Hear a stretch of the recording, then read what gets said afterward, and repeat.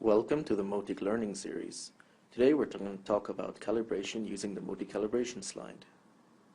After you've opened Motic Images Plus 2.0, look for the capture button and press it to open the live camera view.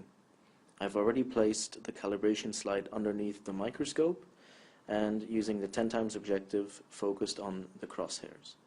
So use the focusing controls to focus, and now use the mechanical stage or use your thumbs to slide the slide to the proper position where you can see a calibration circle that is big enough but not too big so you can see the entire circle. After you've focused, click on the capture shortcut and you can close the image devices now. So this is the image that we've just captured. In order to calibrate, click on the measurement tab and find and click on the calibration wizard. The instructions are already there. With the calibration wizard you can use it to calibrate a calibration circle, scale cross or scale line, but we're going to use a calibration circle. So first load the image that we've just captured, which is capture 48. Then select the objective that you've used to capture the image. In our case we've used a 10 times objective.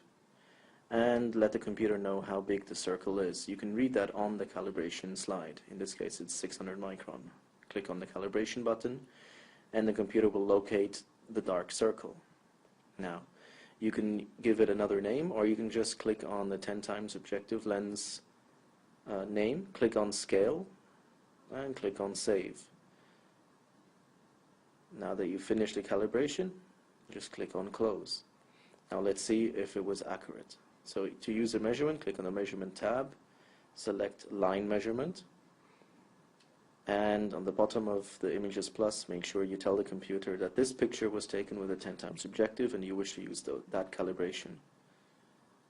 So click and drag a line across the circle and see what it comes up with. Now this is not entirely accurate. We can make it a little bit more accurate by using the magnifier. So you can see at the bottom of the screen, the red dot is where your mouse is.